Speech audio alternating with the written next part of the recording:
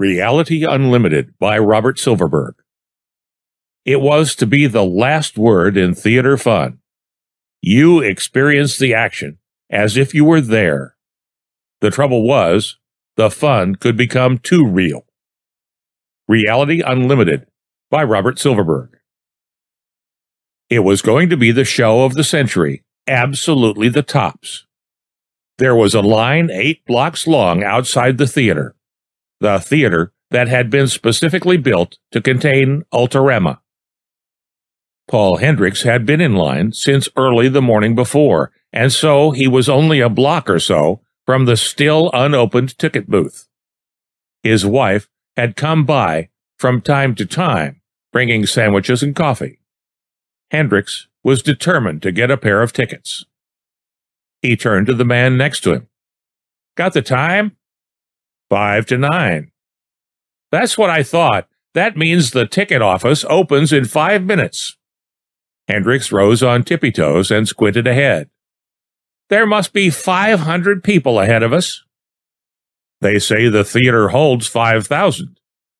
"I know, and that you get the same effect no matter where you sit. But still, I'd like to be right down there in the front." The other man nodded. "That goes for all of us." Hendricks grinned. "You know, this is the first time I ever heard of an opening performance being managed right. I mean, throw open to public sale instead of being reserved for bigwigs." "Damn public-spirited," the other agreed. Suddenly, the line began to edge forward. "They're selling tickets. The booth is open." About an hour later, Hendricks plunked down his $20 before the efficient-looking girl in the ticket cage and was handed a bulky envelope. "These are my tickets?" "That's right, sir." A little puzzled but happy, he turned away and dug in the envelope. He pulled out not the familiar pasteboards, but 2 costly-looking, scrumptiously engraved invitations on thick, stiff paper. They said, "You are invited to the first showing anywhere in the world of Ultrarama, the sensational new film process, realer than life. Wednesday, April 25th, 1973, at 8 p.m. Clutching the invitations as if they were his lease on life, Hendricks stepped into the quick trans and moments later stepped out again, just outside the door. His wife was waiting for him, with an expectant look on her face. "Did you get them?" "I sure did. 2 engraved invitations at $10 a throw." "They better be worth it," she said anxiously. "Didn't you see that line when you brought me breakfast? 8 blocks. Hundreds and hundreds of people, all trying to get to see the first performance." "That doesn't mean a thing," she said. "After all, no one has ever seen the complete movie." "It's not a movie," he corrected. "All right, the complete whatchamacallit. No one's ever seen the complete thing, not even the people who made it. So how do you know it's good?" "Believe me, honey, this is going to be the greatest ever."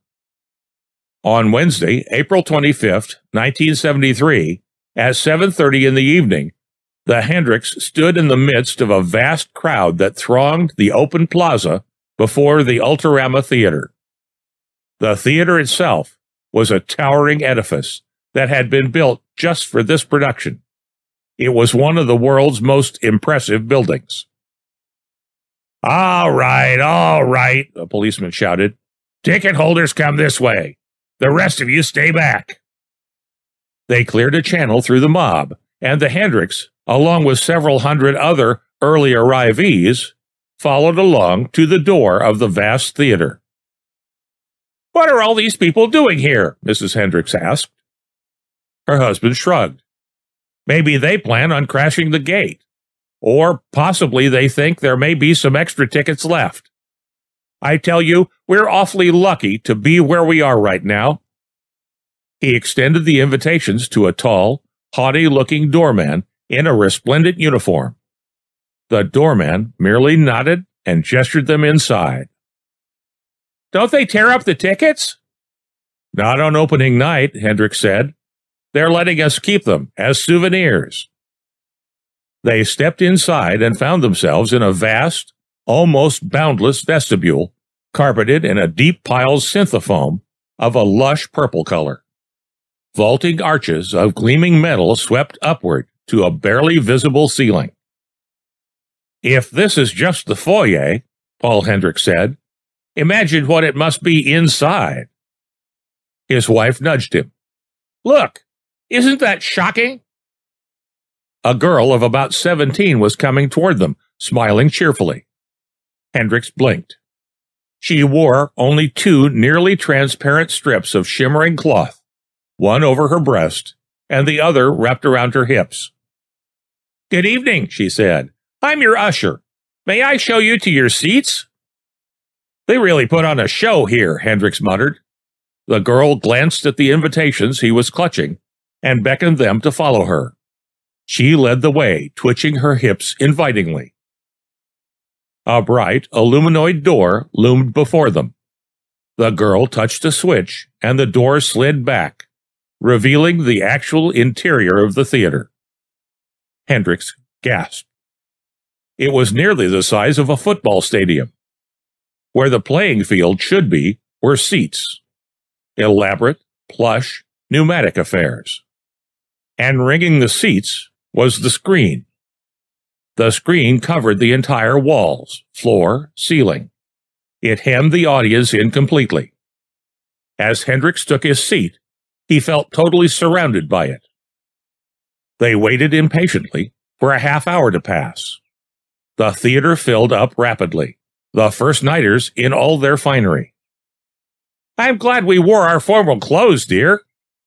"Yes," said Hendricks, looking at the others. "This is quite an event. Quite an event." The theater was totally filled by 8 p.m. sharp. The corps of near-nude usherettes performed their job swiftly and efficiently. And suddenly a voice said, "Welcome to Ultrama." It was a cultured, soft female voice, and it came so close to him that he glanced in surprise at his wife.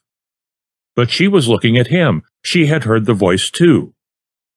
It continued, "You are about to witness the most spectacular form of entertainment ever conceived by the mind of man. 12 years of concentrated work went into producing what you are about to see, and no one but you will experience it.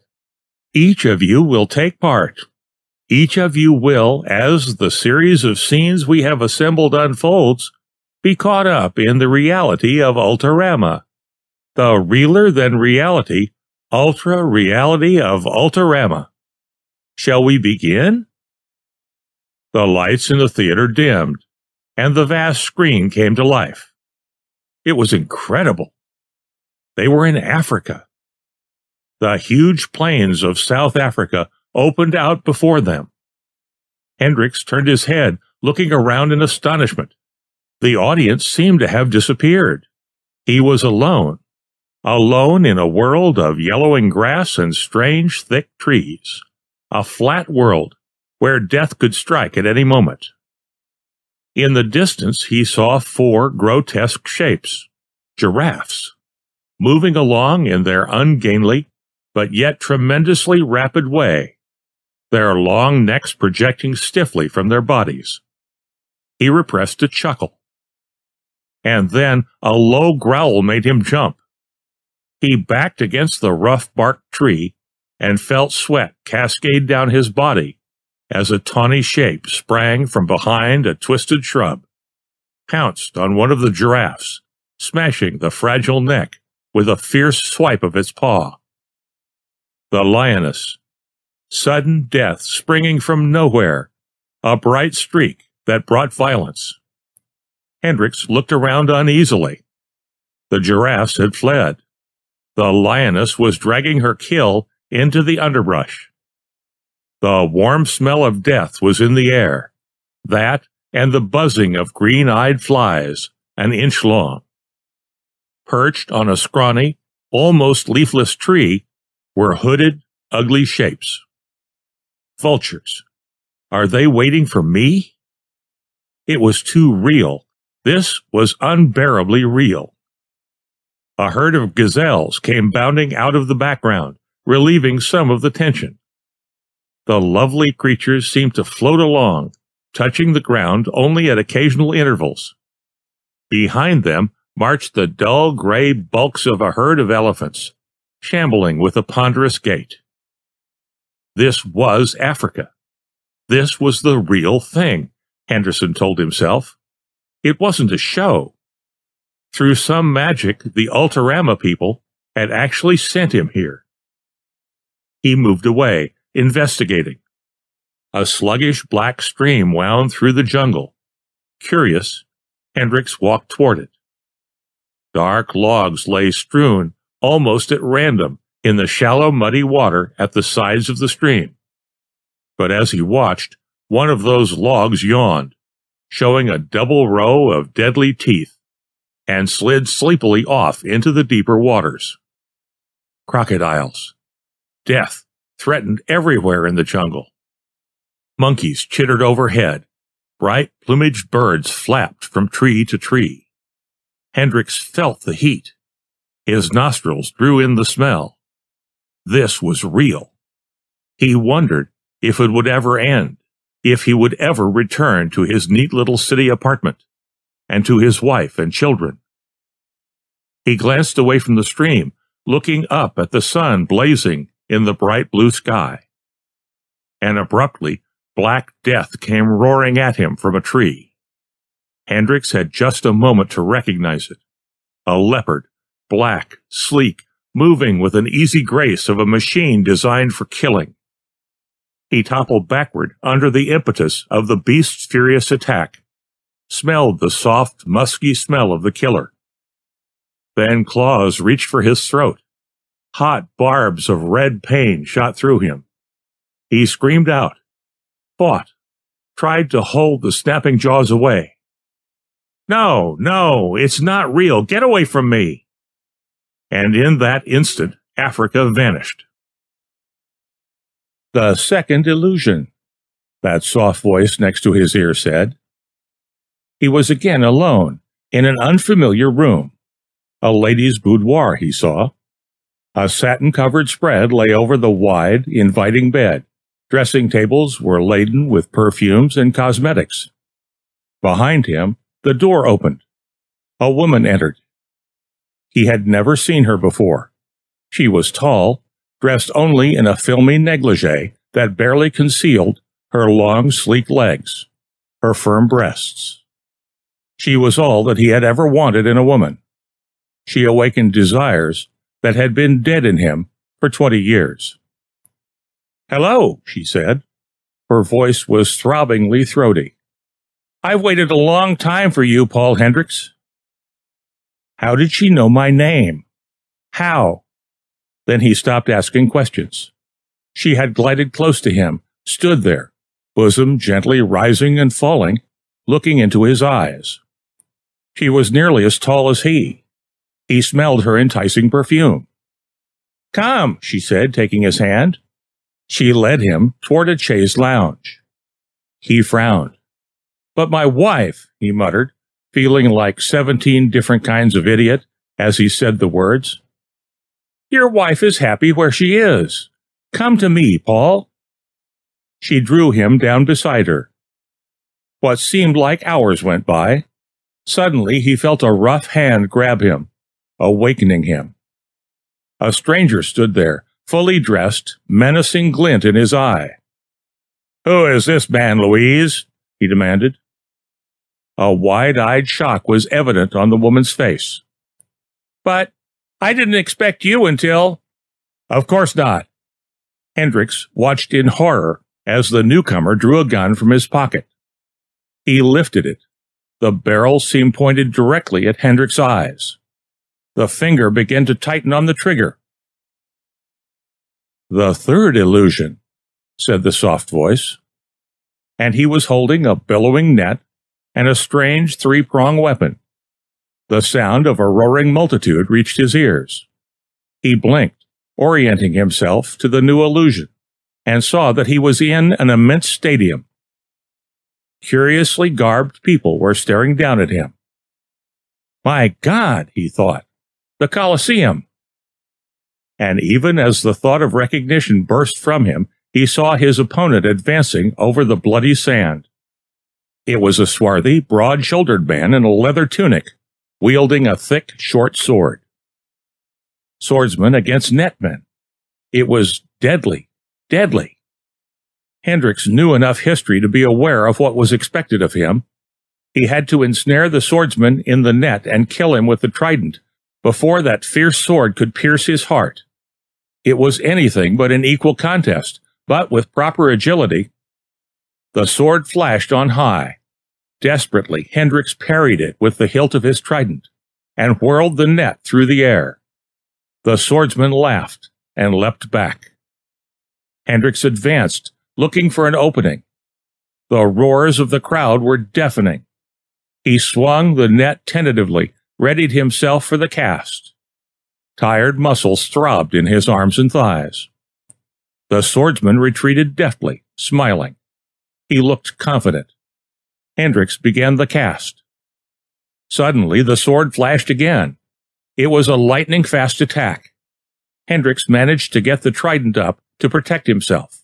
The impact sent pain coursing up his arm, and numbed, he dropped the three-pronged weapon.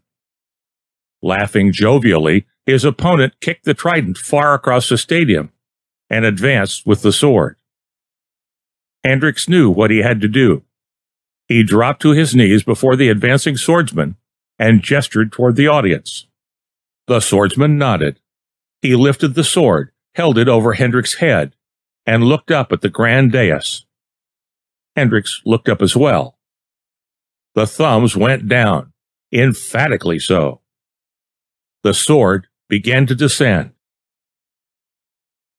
"The fourth illusion," said the voice.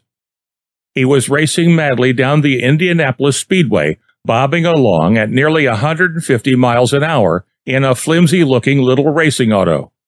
Blurs whizzed by on all sides. Ahead of him, he saw a car suddenly swerve into the embankment and burst into a mass of flames.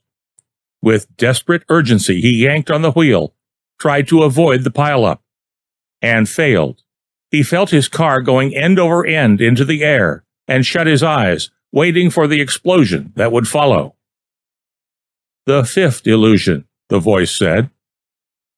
He was in a prehistoric jungle. Strange, stumpy trees were all around, lush vegetation. A slow-moving beast of immense size was thundering away from him, its tiny head close to the ground, snapping up vegetation without cease. Overhead, a leathery winged flying reptile moved through the air in jerky swoops. There was sudden thunder behind him. He turned. Through a haze of giant mosquitoes, he saw a mountain of a beast advancing toward him, tiny foreclaws clutching the air, vast head opening to reveal foot-long teeth. He started to run, but even as he did so, he knew it was fruitless. In the steamy jungle, sweat poured down him like summer rain. The hot breath of the Tyrannosaurus was only feet behind him. Hendricks turned, looked up. The mighty jaws were opening, the knife-like teeth beckoning. "No!" he screamed. "No!" Suddenly, all went blank. He sat in numb silence for an instant, realizing he was back in the theater. A voice in his ear said, "There will be a brief intermission before proceeding to the remaining half of the program. Please remain in your seats to avoid confusion. Thank you." Hendricks shook his head wearily. He was dizzy, utterly exhausted. His stiff white shirt had lost all its starch. He was bathed in sweat. His hands shook. His fingernails, he noticed, had been chewed to the quick. He felt as if he had been to hell and back. He finally mustered enough strength to look over at his wife. She was sitting back in her plush chair, utterly beaten. He glanced around the theater. The other first-nighters were sitting in attitudes ranging from glassy-eyed exhaustion to complete nervous breakdown. The second part of the program will begin in 3 minutes, the pleasant voice said. Oh, no, it won't, Hendricks muttered out loud. His voice sounded like a harsh croak in his ears. He seized his wife by the hand. She felt cold, clammy. Let's go, Dot. Let's get out of here. She came to life and nodded in silent agreement. Past the pretty near-nude usherettes, through the huge vestibule, out into the coolness of the night air and the relative peace of the city. There were still some people gathered outside. How is it? Real nice? Is it over? Hey, you're leaving so soon. Hendricks ignored them. He hailed a jet cab, helped his wife in, staggered in himself. He gave the driver his address. You coming from the Ultrarama show? The driver asked. Hendricks nodded. Swell thing, ain't it? It's supposed to be real, and I mean real. It sure is, Hendricks agreed. He leaned back and tried to relax. His nerves were still quivering like overtaut harp strings. It's quite a thing, he said, but not for me. I'm going home. I'm going to take a nice calming shower, a sedative, and get in bed. Then I'm going to read a nice quiet book. How about you, Dot? She nodded. That's real enough for me, she said. The end of Reality Unlimited by Robert Silverberg.